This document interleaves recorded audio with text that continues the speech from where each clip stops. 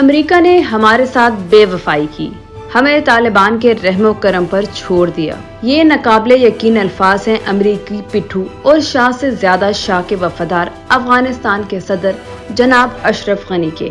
افغان صدر کے یہ الفاظ ایسے موقع پر میڈیا کی زینت بن رہے ہیں کہ جب طالبان نے اشرف غنی سرکار کی اینٹ سے اینٹ بجا دی ہے۔ الحمدللہ دا ټول دشمن ټانګان الحمدللہ ټول تسلیم شول۔ افغان صدر اشرف غنی نے ملک میں طالبان کی طرف سے بڑھتے ہوئے کنٹرول کی ذمہ داری امریکہ پر ڈال دی اور الزام لگاتے ہوئے کہا کہ جلد بازی میں انخلا کے نتیجے میں سیکیورٹی کی بدترین صورتحال ہے۔ پیغام باش برادر، هیچ کافی نیست، زنده باش،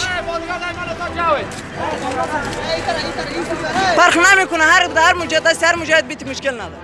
افغان پارلیمنٹ سے خطاب کے دوران افغان صدر نے کہا کہ جو موجودہ صورتحال ہے اس کی ایک ہی وجہ ہے کہ امریکہ نے جلد بازی میں افغانستان سے انخلا کیا۔ امریکی مکمل انخلا کے سنگین نتائج ہوں گے۔ دوسری جانب افغان آرمی نے بتایا کہ جنوبی اور مغربی حصے کے 3 صوبوں میں سیکیورٹی کی صورتحال انتہائی نازک ہے، جہاں طالبان اور افغان فورسز کے مابین جھڑپیں تیز ہو چکی ہیں۔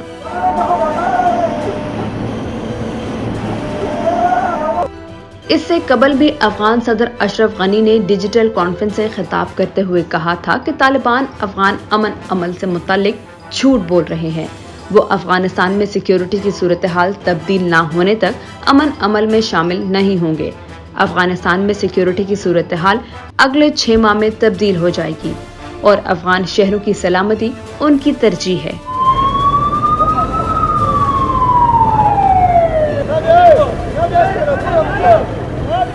ان کا کہنا تھا کہ طالبان تبدیل نہیں ہوئے، وہ امن نہیں چاہتے یا تو ملک کی ترقی نہیں چاہتے، اور طالبان نے باغی گروپوں کو ملک میں داخل ہونے کی اجازت دی۔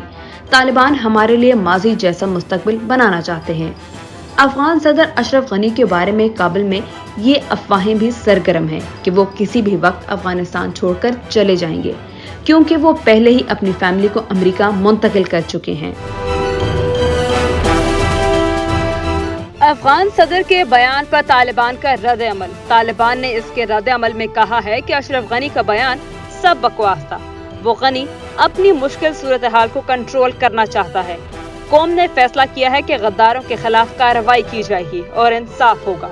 رد عمل میں مزید کہا گیا کہ صدر غنی کا وقت اب ختم ہو گیا ہے۔ اعلان جنگ، الزامات اور غلط معلومات سے انہیں مزید وقت نہیں ملے گا۔